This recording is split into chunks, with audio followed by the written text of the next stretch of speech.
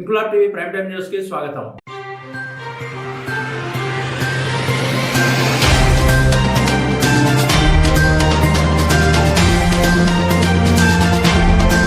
విజయనగరం బాబామెట్టలో స్థానికుల సంకల్పంతో వెలిసిన శివ పంచాయతన దేవాలయంలో ముక్కోటి ఏకాదశి సందర్భంగా ప్రత్యేక పూజలు జరిగాయి. తెల్లవారుజామున 4 గంటల నుండి గుడిలో దేవాది దేవుడు ప్రత్యేక పూజలు అందుకున్నాడు. వైకుంఠ ఏకాదశి సందర్భంగా 7 లోకాలు దాటి ఆ శ్రీ వైష్ణవుడిని భక్తులు ఎలా దర్శించుకుంటారో ఆలయ కమిటీ ఆ 7 లోకాలను గుర్తు చేస్తూ భౌతికంగా ఏర్పాటు చేసి ఆ శ్రీ వైష్ణవుడిని దర్శించుకులేని ఆలయ కమిటీ ఏర్పాట్లు చేసింది. ఈ సందర్భంగా శివ పంచాయతన ఆలయ కార్యదర్శి ఆమె నారాయణరావు ఇంక్లాబ్ టీవీ ప్రతినిధి భరత్ కుమార్ తో మాట్లాడుతూ 5 దేవుళ్ల ప్రతిమలు ఆపై విగ్రహాలతో పూజలు అందుకుంటున్న ఏకైక దేవాలయం ఈ శివ పంచాయతన దేవాలయం అన్నారు.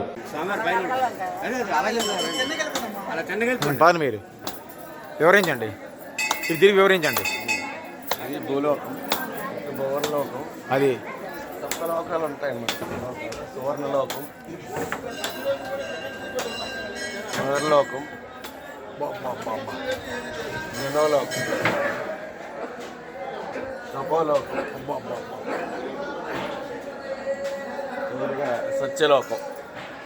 సత్యలోకం తర్వాత వైకుంఠం. మీ పదండి.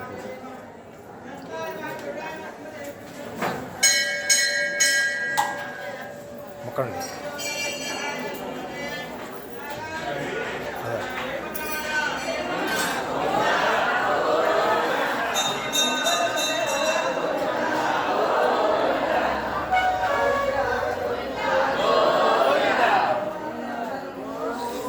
లోపండి ఇలా వచ్చింది. మీరు మీ పని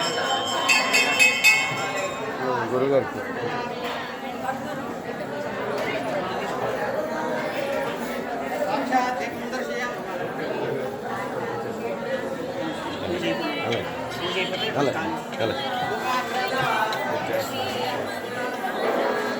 మధ్యలో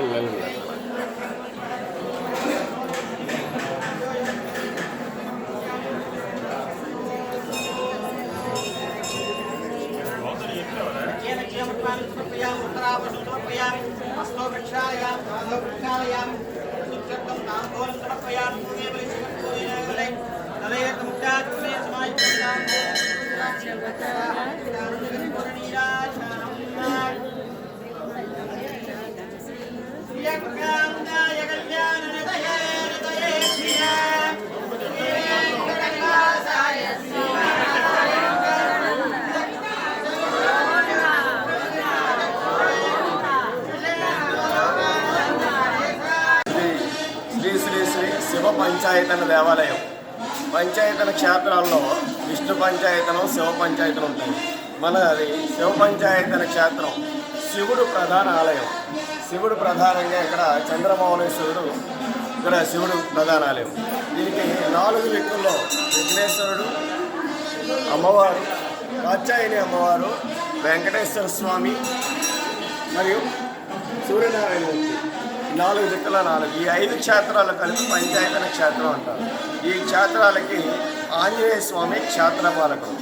పంచాయతన క్షేత్రపాలకుడు ఆంజనేయ స్వామి. పక్కనే మనకి షిరిడి సాయిబాబా దేవాలయం కూడా నిర్మించడం జరిగింది.